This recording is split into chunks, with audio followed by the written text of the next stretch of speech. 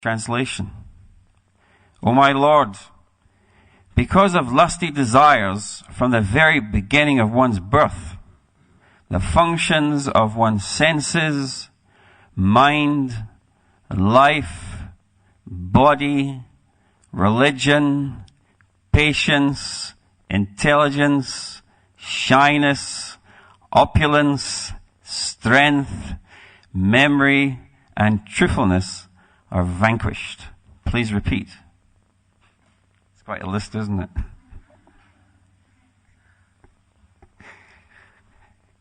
O my Lord, because of lusty desires from the very beginning of one's birth,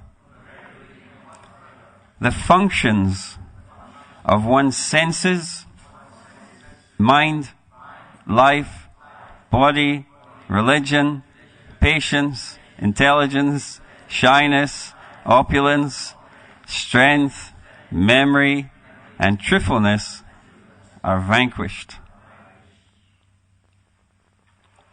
Purport by His Divine Grace Srila Prabhupada. As stated in the Srimad Bhagavatam, Kamam Hridrogam. Materialistic life means that one is afflicted by a formidable disease called lusty desire.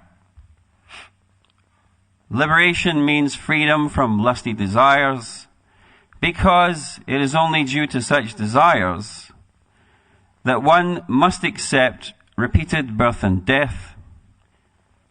As long as one's lusty desires are unfulfilled, one must take birth after birth to fulfill them.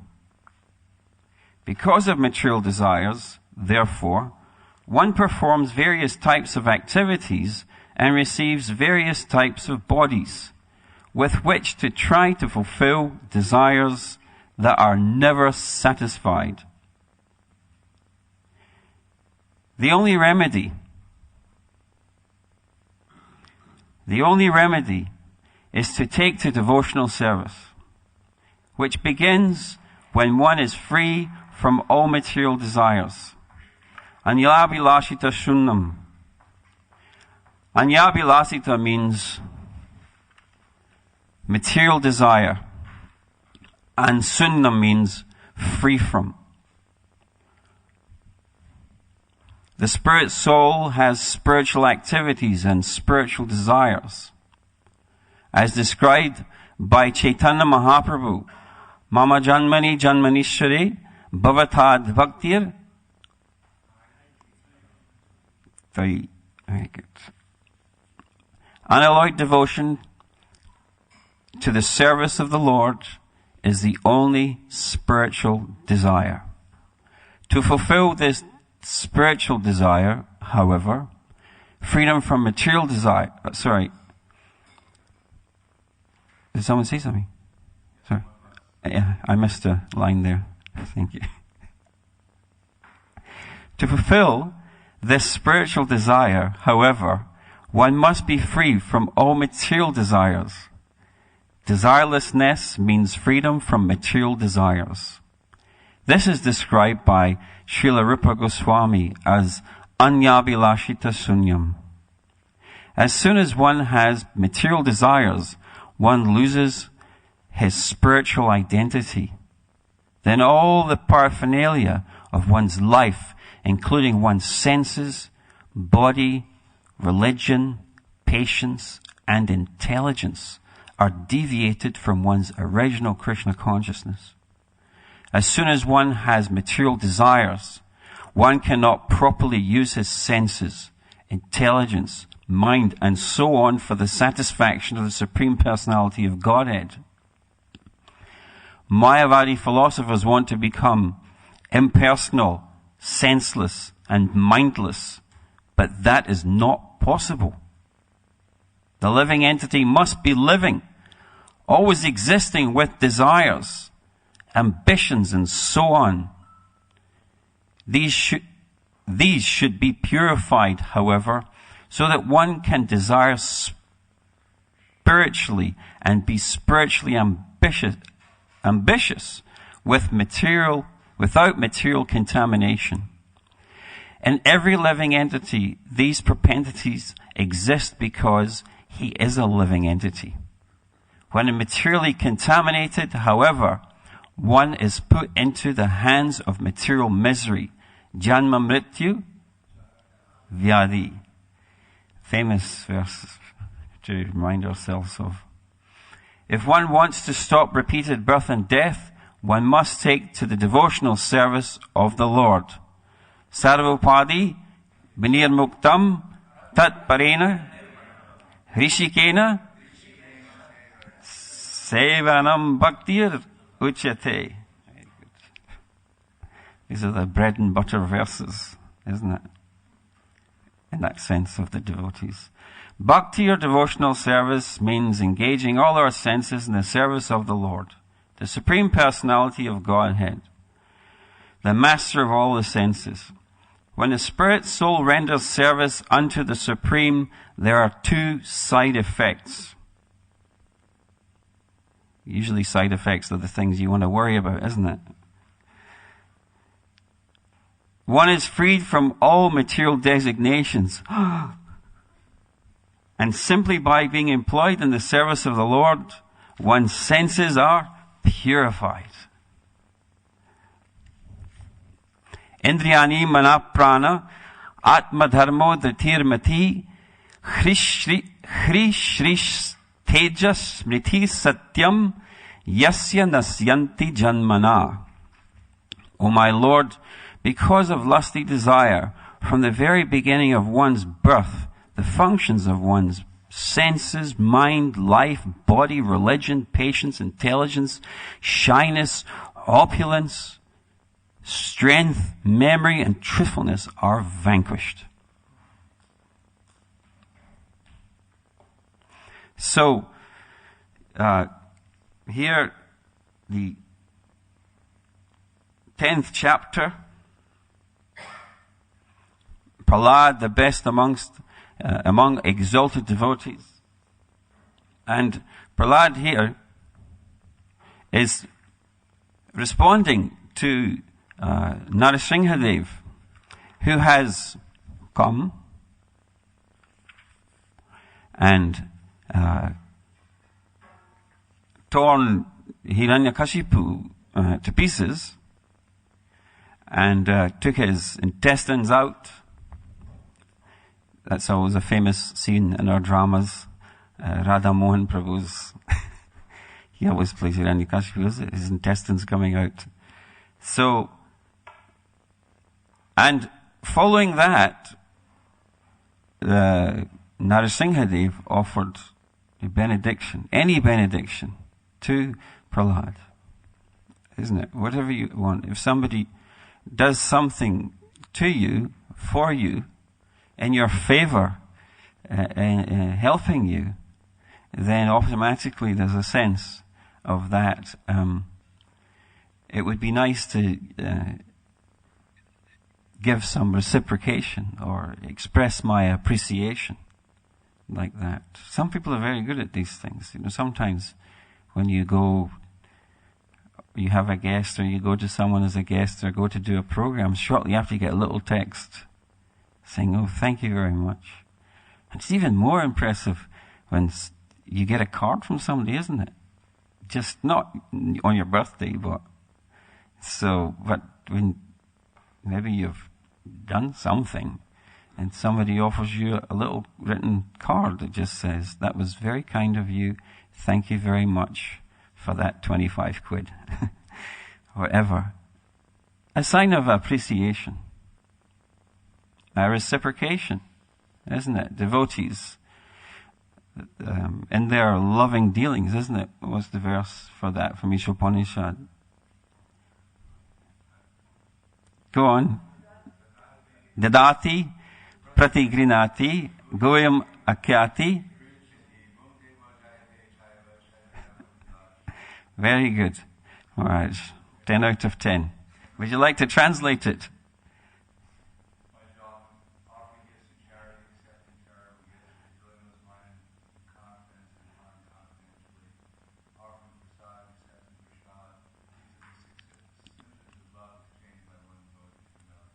Very good. Did everyone get that?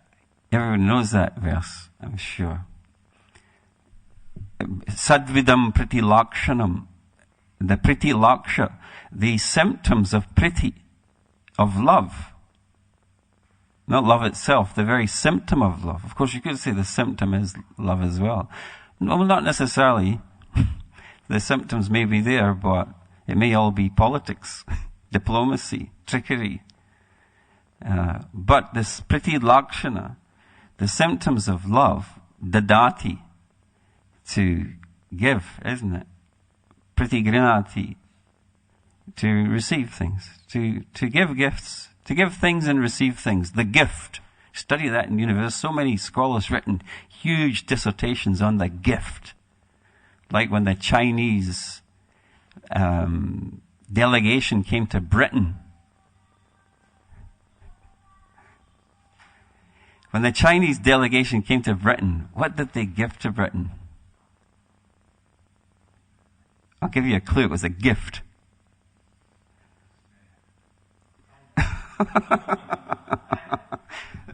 Panda, yes, very good, Yogi. At least someone's reading the news in the Hare Krishna temple from the IT department.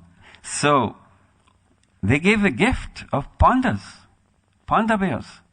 I don't pronounce that properly. My wife always criticizes me. Panda. Is it panda? Not a panda. A panda is from the temple. The panda bear. Panda, yeah. So they gave up, and the panda it's really the symbol of Chinese culture, isn't it? It's one of the great symbols of China, the panda bear. And they're so beautiful. So they gave them a gift. Now, a gift means so many things, doesn't it? We become obliged by gifts also. So, but anyway, as an expression of love, gifts are given. Things are given and things are received. You know, on special days, on our birthday, we expect to get something, isn't it? And then, maybe we also give. In the Gurukula, we used to always, on your birthday, you have to serve. One day of the year, the boys could get some love, attention, and gifts, and some things from the West that you don't get in India. So, no, real happiness is serving. So, today you'll serve prasad, you'll give everyone maha cake, and when it's all finished, you will get your maha cake. The all-auspicious birthday party. So, giving dadati pratignati and receiving. Guyamakyati prichati. Conferring with one another intimately. Guyam. With a level of, what would you say, confidentiality between close friends. I love you. I love you too. I have some problems. How can I help? You have some problems? Yeah, can you help me with them? Like that, the conversation goes on, a progressive and intimate conversation between lovers. Bhunkte bhujayate, and of course the great gift, the one which perhaps, aside from flowers, which inspires or communicates the love, as a mediation of love. Sometimes we say that, the deepa, the lamp, the agrabati, these things are forms and symbols of, apart from just lighting up altar which has already got spotlights and fluorescent lights and the whole wall of light on it, it's the symbol, the form through which it facilitates the expression of love to the deity of Krishna. So, great, sometimes they say only flowers will do, isn't it? Interflora, that's their whole campaign. But food, and especially prasad, you know, when offered, not only just Prabhu, I bought you a Mangal Arti sweet, that's wonderful. But when somebody cooks with affection and then you eat that food, then the love, this is how Yasoda, she engages with Krishna. She just wants to feed him very substantially. And the best cook, Radharani, she should cook to give him long life, good health, all the things like that. Even when he was holding Giriraj Govardhan Hill on his little finger, she was saying, you're becoming so withdrawn, you look like you're under too much strain, you're not eating properly. And she was trying to feed him as he was holding Govardhan Hill. Take some prasad. She's feeling he's dependent on me. And her love is expressed through feeding. So through receiving and giving prasad, sometimes it may be more difficult to receive than it is to give. It can be embarrassing. We may want to shy away or run away from receiving the love and attention of other devotees. But receiving love is also important. So these are the lakshana of priti. Nrsimhadev, in response to Prahlad, offered him whatever, anything, any benediction,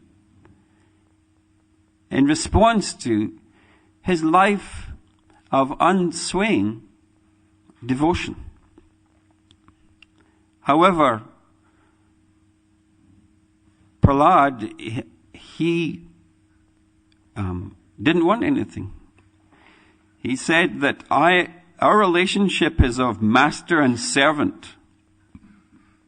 It's of master and servant. And that's fine. And that was it. He said, this is not a devotee. This is a banik, is it? Do you remember that? Huh? What was that last line of that verse? It's a famous one. You hear it quoted often. Nasa bhakta savai manik. Is that right? Nasa, this is not a devotee. This is a business person. That I would do all these things and live in this way throughout my life for you and in service of you, and that I should want something in return. That's not a devotee. That's a business exchange. That's just a business person. So Prahlad, he desisted from such benediction. And here, and this chapter, let's see, we're on verse 8.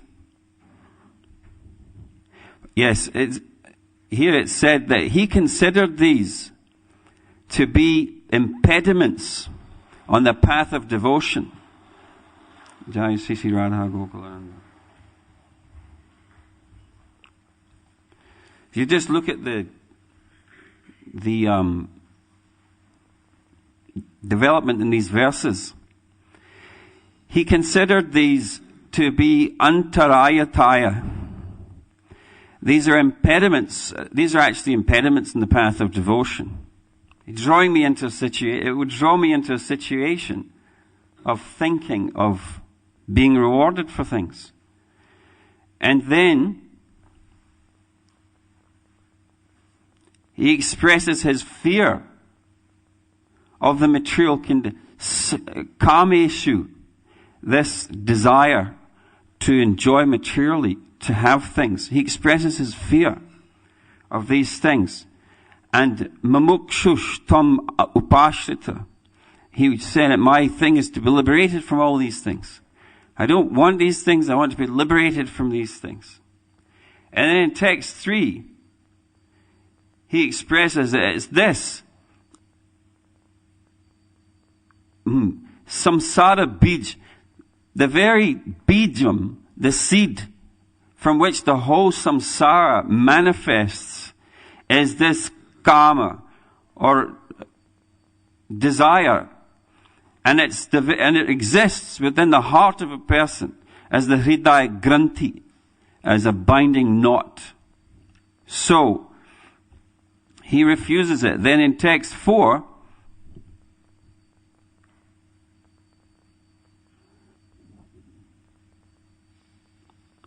if you're really kind, you shouldn't induce with these unbeneficial things. It's not the standard of pure devotion. And there's that nasabritya savai vanik. This is not for a devotee. This is for the business community who are not devotees. And then, interestingly, in text 5, he then goes on to state that the servant who desires profits from the master is not a pure devotee. And the master who stands to gain by bestowing benedictions upon the disciple is also not of pure motive or a pure devotee. So the one who's desiring benedictions and the one who's offering the benedictions, both are considered to be not in this category of persons, not in the interest of Prahlad Maharaj. They're certainly not exemplary role models. So Prahlad insists that our relationship is of service, and that's it. And then this verse. And in this verse, Indriyani Manah Prana Atma Dharmo Driti Mati. You look at these lists of qualities. Well, first there's the instruments of our existence, our resources in a sense. Indriya, Mana, Prana. Our life, our mind, and our senses.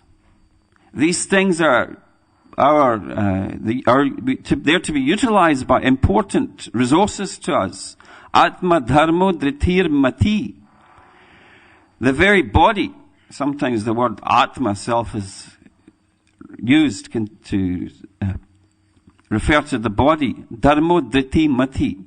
And one's dharma, the principles by which one lives, the high ethics, the high religious principles, those things which are dharyate iti dharma, those things which sustain us in well-being, whether it's our duty, whether it's our practices, our principles, our ethics, our religious, spiritual behavior, that which sustains us. Driti. Sometimes determination. Here, was a patience. Now these are virtues. So the resources that we're born with that can serve our purposes, the means by which our purposes may be served, and the qualities through which embraced will facilitate the accomplishment of our objective. So the qualities spoken of here are patience. Of course, mati comes back to intelligence.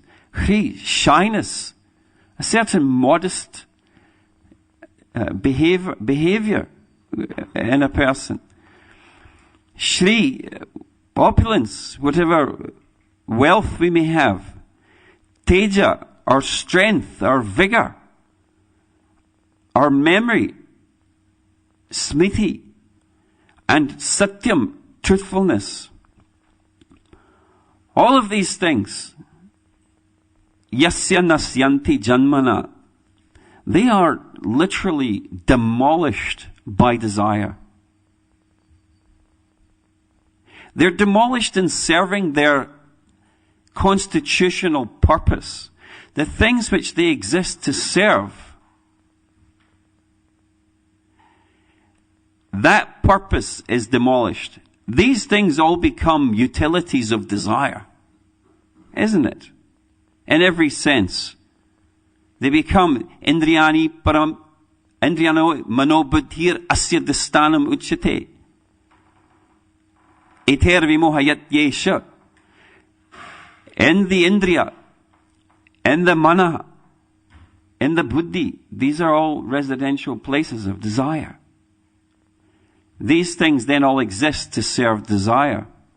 The body, one's dharma becomes all of that by which I will attain the desired results, my desired results, patience, I'll even wait for it, no matter how long, etc., etc. So, the purpose and utility of these resources, qualities, and means, their constitutional purpose is all devoured by kama, or desire, isn't it?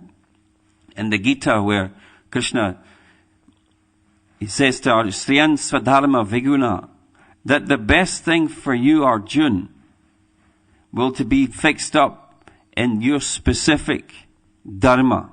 In that case, referring to his social and religious responsibilities and practices. Sriyan Swadharma Viguna, Paradharma Svanustita. To do what's the rights and responsibilities of another is not the path that one should tread.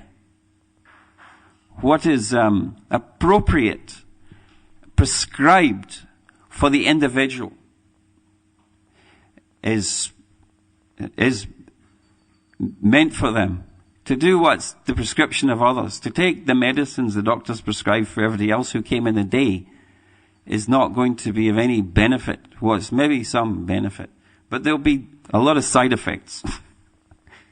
So, to remain in one's dharma, this is Krishna's point to Arjuna. But then Arjuna retorts back to Krishna, isn't it? That atakini priyuktoyam papams chariti purushaha anichan api varsneya baladeva niyojita. Kena, in whichever way, atakini priyuktoyam papam chariti. By which way, how is it that a person, you're saying be fixed in dharma, but by what is it that a person is dissuaded or compromised in their dharma? Papam, and is moved, that which is not one's dharma, not only towards the being inactive about one's dharma, but driven to pap, that which is against dharma. How is one driven to these things? Anikam apivarsneya baladeva niyojita. As if by force. As if by force, even though not desiring, one is driven to engage in these things. And Krishna's response is, Kamaesha krodesha rajagun samudbhava. That is just simply desire. Desire is the problem.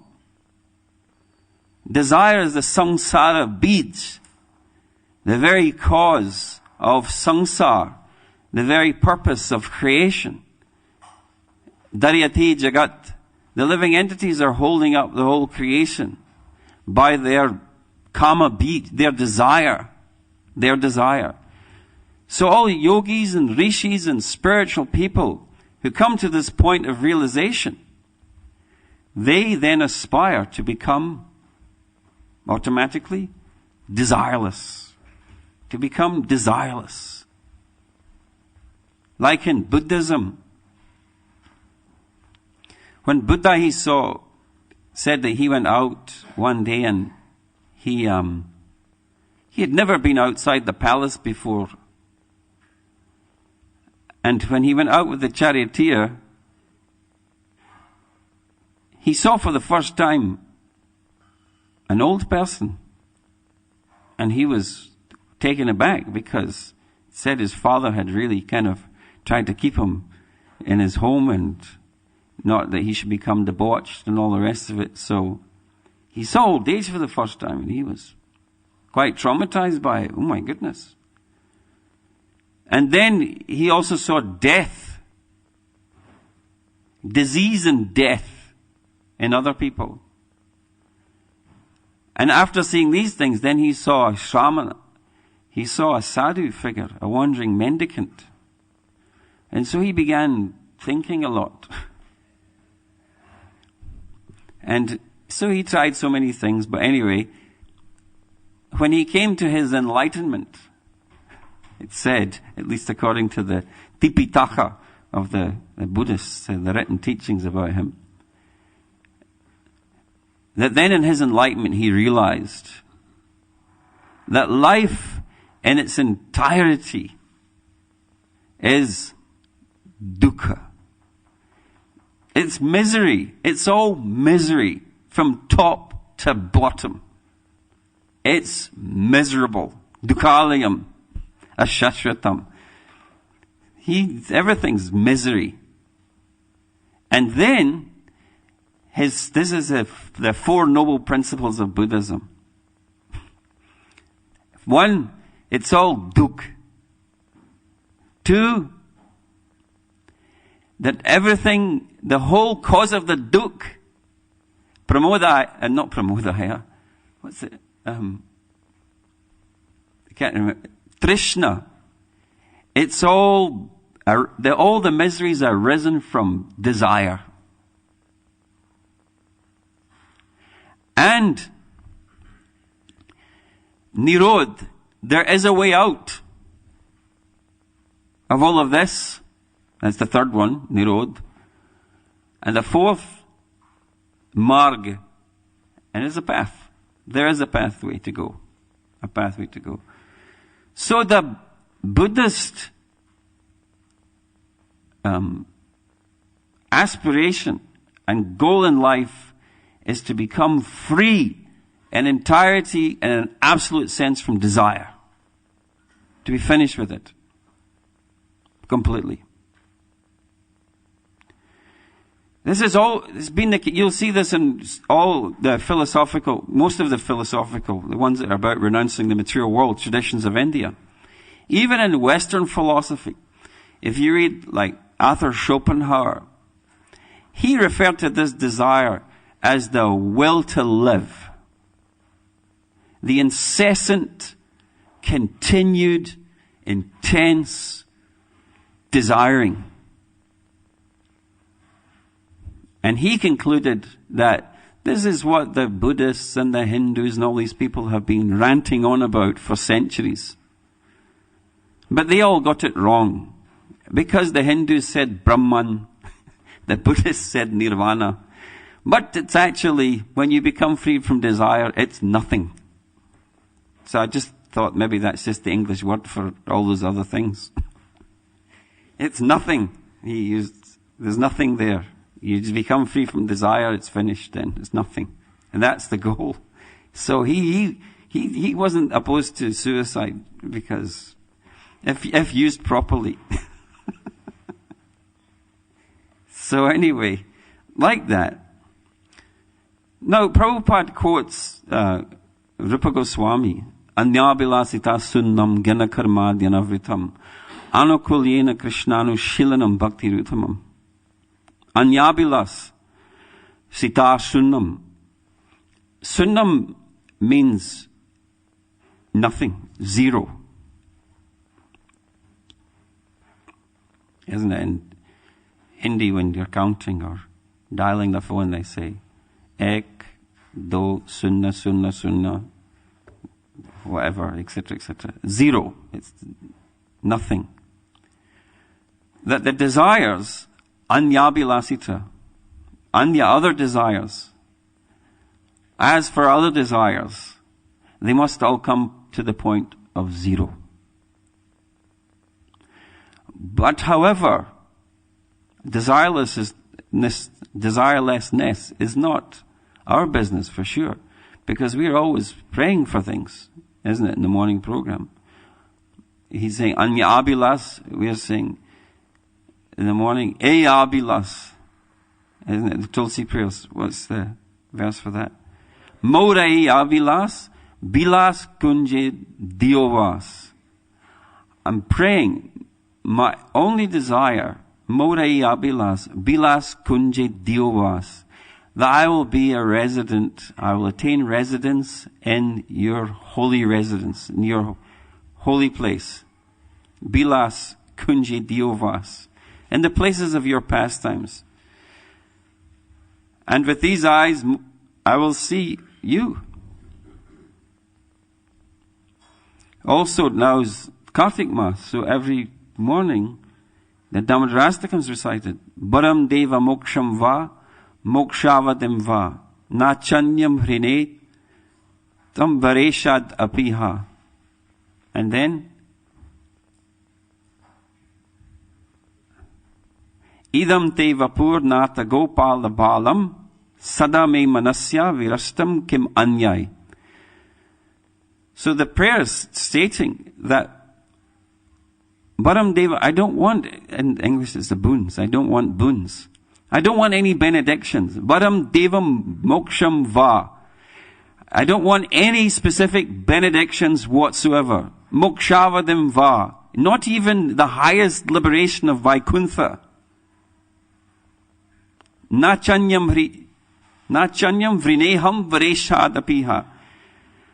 But there is something I do desire. So desirelessness is not our interest, like all the others. There is desire.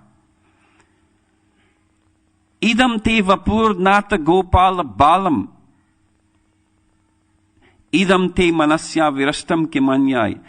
I have the desire that the beautiful face of the young boy Gopal will always be forever manifested in my heart and mind.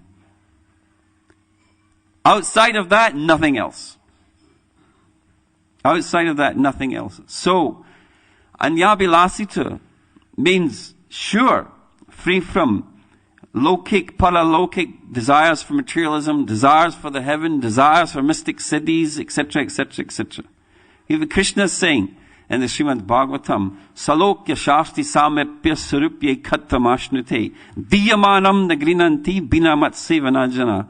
Krishna is saying, I am trying to give my devotees, Salokya, Shasti, Samipya, Sarupya, Kattam, all the 5 forms of liberation.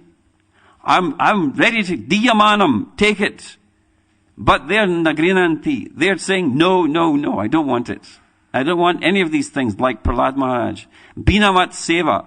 Outside of your service, I don't want anything.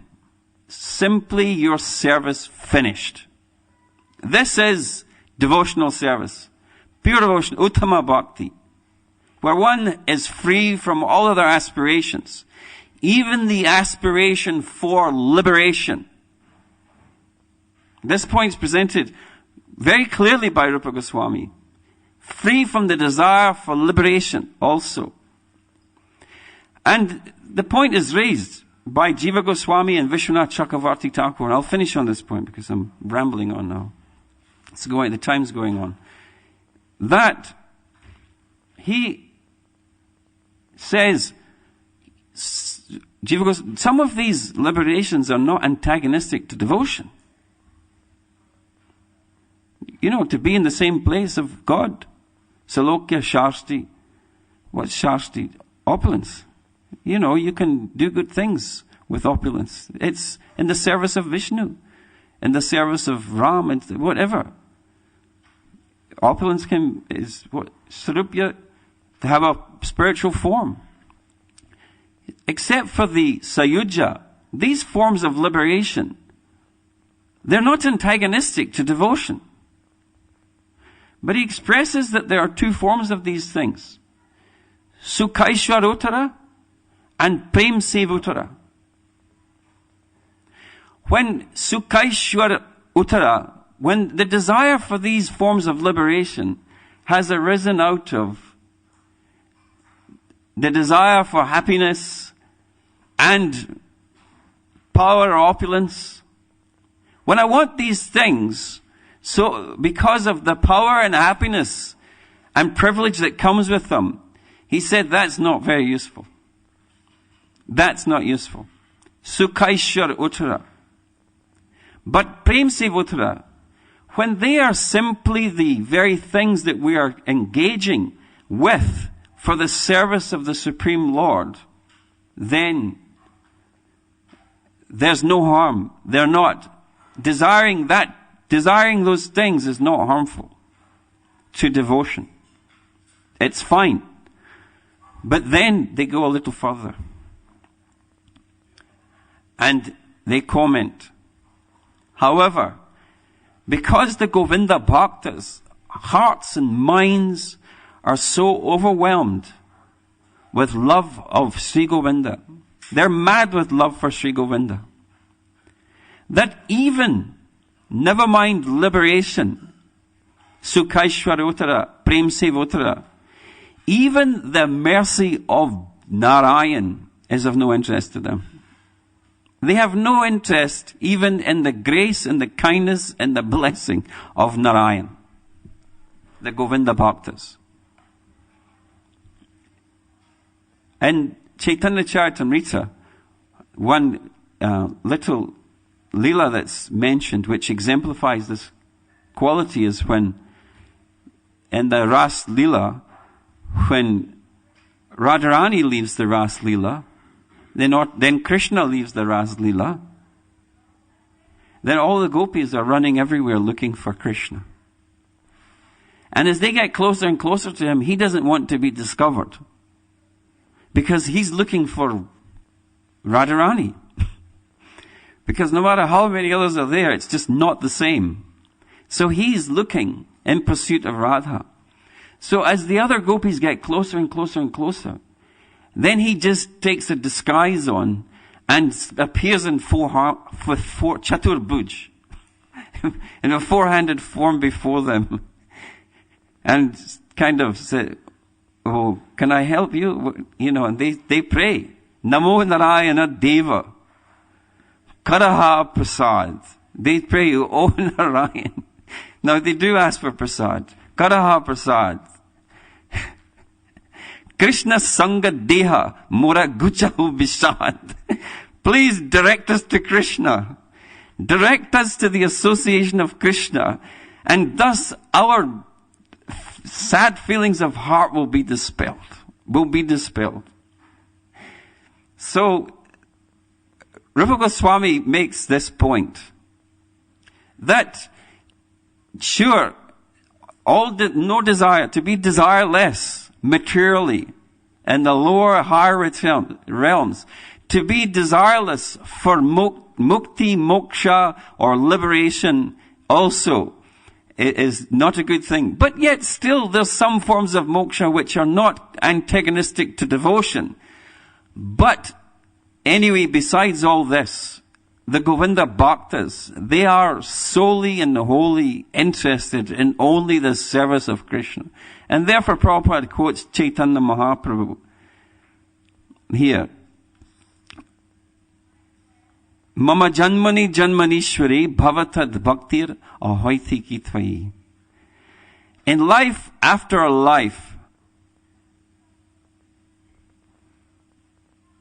I only want your devotion.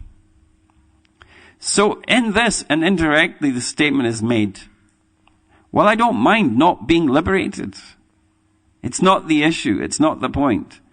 Mama janmani janmani. In lifetime after lifetime, I only want to serve.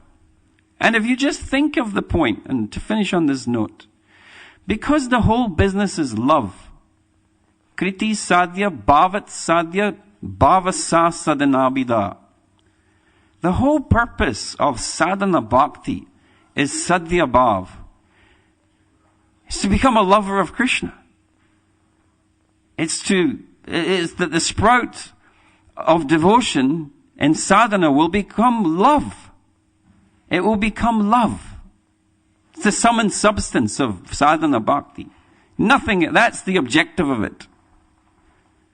If you think in a very simple sense, if you approach the object of your devotion and you want something, or you want to be liberated from everything, including them, by their kripa, it's totally against the way of love.